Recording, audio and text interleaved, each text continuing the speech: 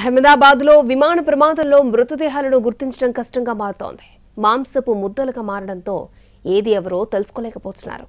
DNA పరీక్షల ఆధారంగా మృతదేహాలను గుర్తించే ప్రయత్నం చేస్తున్నారు అధికారులు. విమాన ప్రమాదంలో మరణించిన వారిని గుర్తించే ప్రక్రియ కొనసాగుతోంది. విమానం పేలడంతో ప్రయాణికులంతా గుర్తుపట్టలేని విధంగా కాలిపోయారు.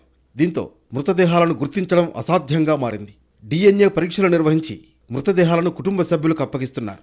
ఇప్పటి వరకు 10 మృతదేహాలు గుర్తించగా అందులో 6 మృతదేహాలను కుటుంబ సభ్యులు బంధువులకు అప్పగించారు. 200 మంది నుంచి DNA శాంపిల్స్ సేకరించారు అధికారులు. ప్రమాదంలో విదేశీయులు కూడా మృతి చెందడంతో వారి DNA శాంపిల్స్ పరీక్షలకు చాలా సమయం పట్టే అవకాశం కనిపిస్తోంది. DNA నమూనాలను సరిపోల్చడానికి 72 గంటల సమయం పడుతుందని అంటున్నారు అధికారులు. దీంతో డెడ్ బాడీల గుర్తింపు మరింత ఆలస్యం కానుంది.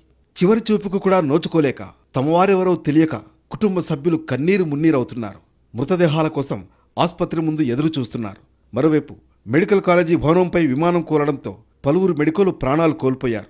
గాయపడ్డ వారికి ఆసుపత్రిలో చికిత్స అందిస్తున్నారు. విమాన ప్రమాదం నుంచి అనూహ్య రీతిలో ప్రాణాలతో బయటపడిన రమేష్ విశ్వాస్ కుమార్ ప్రమాద క్షణాలను గుర్తు చేసుకున్నారు. విమానం కూలగానే తాను కూర్చున్న సీటు ఊడిపడిందని, అందువల్లే తాను బతికి బయటపడ్డానన్నారు. తాను విమానం నుంచి దూకలేదని క్లారిటీ ఇచ్చారు. టేకాఫ్ అయిన కాసేపటికే విమానం ముక్కలైంది. తన సీటు విరిగిపోవడంతో దూరంగా ఎగిరిపడ్డట్లు చెప్పారు. అందుకే విమానంలో చెలరేగిన మంటలు తనకు అంటుకోలేదన్నారు.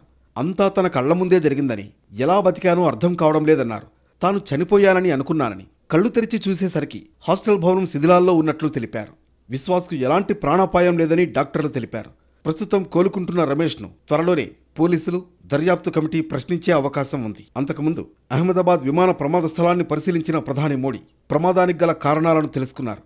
సివిల్ ఆసుపత్రిలో చికిత్స పొందుతున్న బాధితులను పరామర్శించారు. విమాన ప్రమాదంలో ప్రాణాలు కోల్పోయిన బీజేపీ నేత, గుజరాత్ మాజీ ముఖ్యమంత్రి విజయ్ రూపానీ కుటుంబ సభ్యులను కూడా ప్రధాని పరామర్శించారు.